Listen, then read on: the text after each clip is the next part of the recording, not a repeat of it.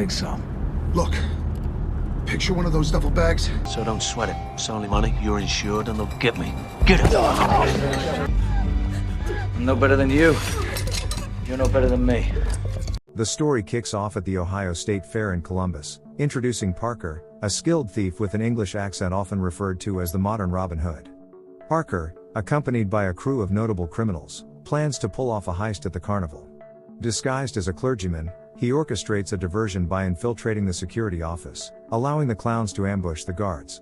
Meanwhile, the criminals, including Hardwick from the Chicago mob, aim to rob the fair's substantial earnings.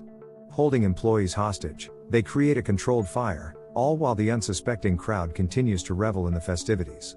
In the midst of the chaos, one of the hostages experiences a panic attack, prompting Parker to reassure him that no harm will come to anyone. Flashbacks reveal that Hurley, an elderly thief and Claire's father, suggested Parker join the heist. Despite Claire's belief that they barely know each other, Parker has been working for Hurley for years, establishing a strong trust between them.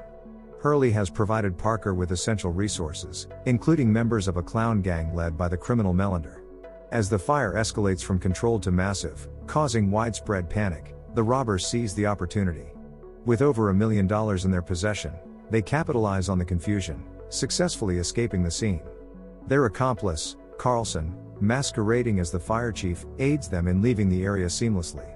In an abandoned industrial area, Hardwick and Parker cross paths, with the latter accusing him of deviating from the original plan.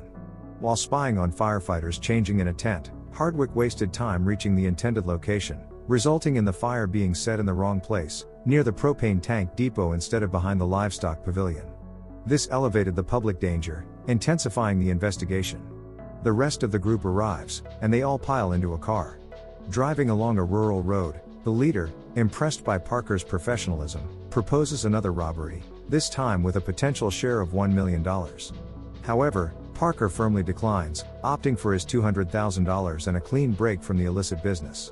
As per a pre-arranged plan, everyone prepares to eliminate Parker as he adamantly refuses to partake in the new robbery. Realizing imminent danger, Parker swiftly injures Carlson, then leaps out of the car window after being shot by Melander. The gang leader compels Hardwick to conclude the revolt. Exiting the vehicle, Hardwick shoots Parker, tosses him into a pond, and the bandits hastily flee. Shortly thereafter, a farmer, traveling with his family along the road, spots blood and discovers the protagonist in the pond. Miraculously surviving, Parker is delivered to the town hospital. Upon waking in a hospital bed, he learns from the news that a deadly fire at an amusement park occurred, with the robbers still at large. Not willing to wait for questioning by the police outside the hospital, the protagonist puts a doctor to sleep, steals his clothes, and escapes, taking a patient with him. Outside, he commandeers an ambulance and drives away. Pausing to recuperate and tend to his injuries inside the van, Parker resolves to track down the group that betrayed him, intending to eliminate them individually. After a somewhat successful recovery, he discreetly enters a hunter's motel room, pilfering clothing, a multi-tool, an electric razor, and an additional firearm. Having appropriated another person's vehicle, Parker heads to a check cashing center in Memphis. Taking a hostage, he enters the center to execute an armed robbery, necessitated by his need for funds to establish a new identity and obtain forged documents. Subsequently journeying to Houston, Texas, Parker asserts his association with Bob Hurley.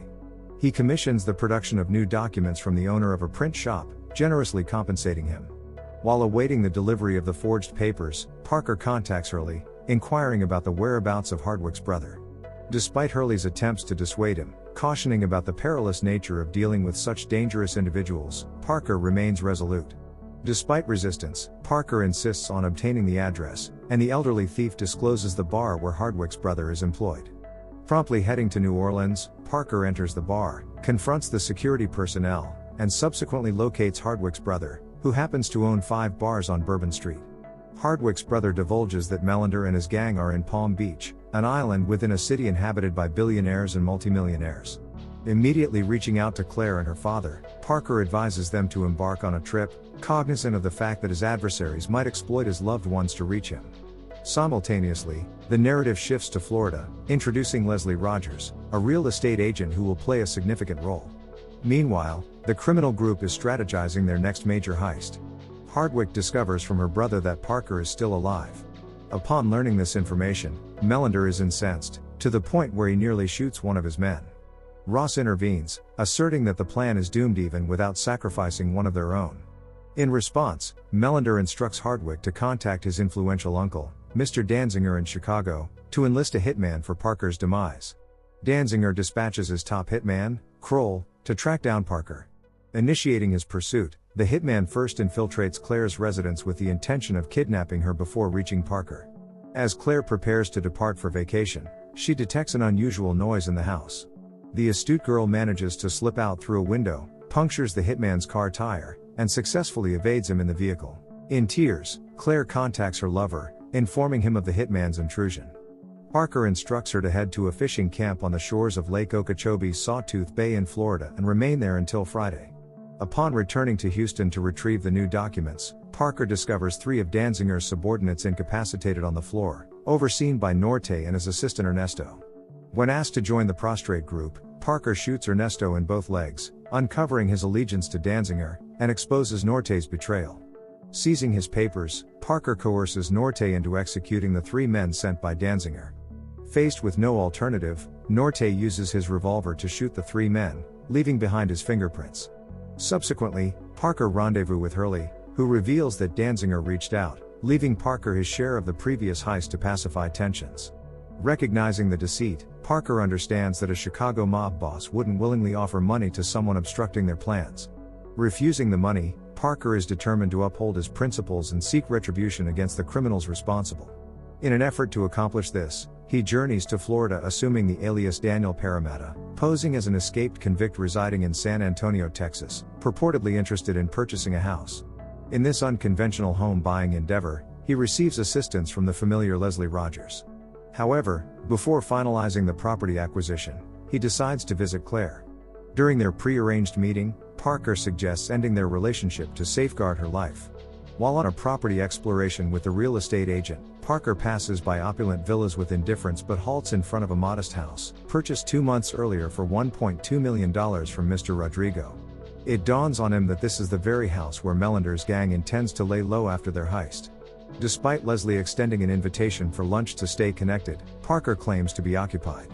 One evening, Rogers, intrigued by the potential client's circumstances, investigates at the bank but finds no transactions, leaving her perplexed. Later on, the young woman receives a notification that her car has been repossessed, adding to her frustration as she already deals with a mountain of loans from her unfaithful ex-husband. Simultaneously, hitman Kroll pays a visit to Norte, mistakenly believing he collaborates with Parker, and executes him. As the sun sets, the protagonist revisits the residence of the fabricated Mr. Rodrigo, discovering their arsenal of weapons. He strategically sets traps and scrutinizes their heist plan. Upon returning to his vehicle, he encounters Leslie, who proposes a private conversation. Parker, suspicious of her motives, reacts aggressively.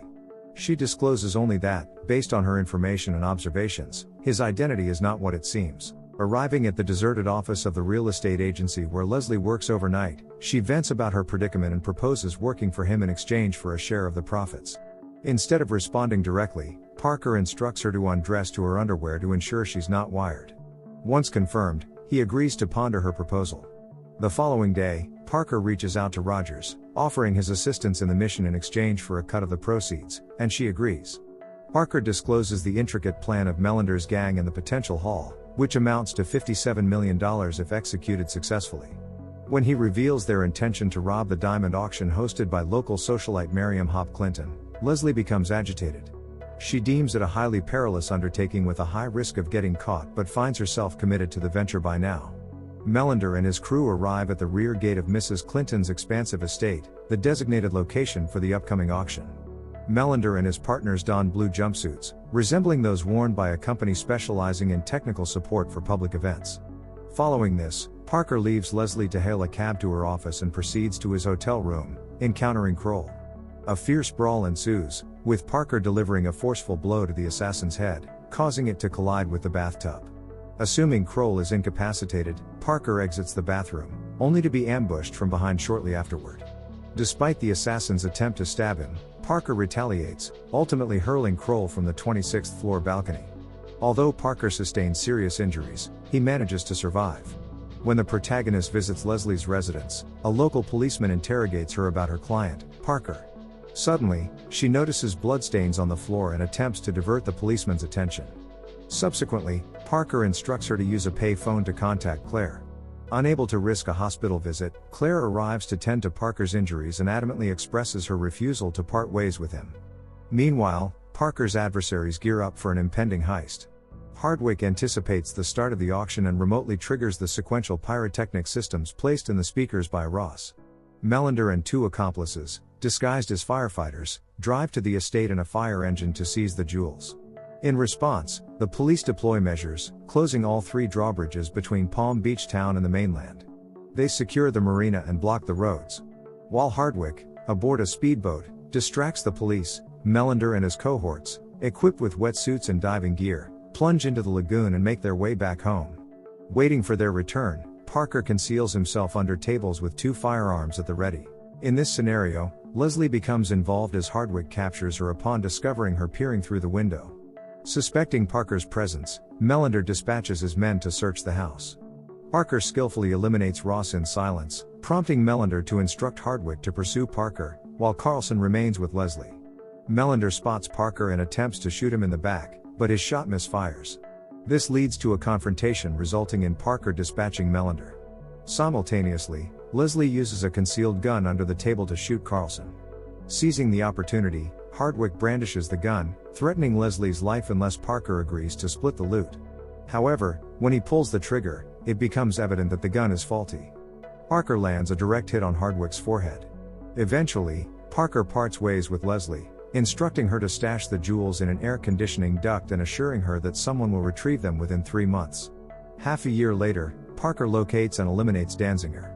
A year thereafter, Leslie receives her portion of $24 million, delivered in 2 cardboard boxes through express mail. In the closing scene, Parker comes to the aid of the farmer who once saved him from peril. The elderly man starts to entertain the notion that Parker might not be merely a man but perhaps an angel. Don't forget to subscribe and turn on the notification bell if you want to watch more videos like this. Thank you for watching and see you again soon.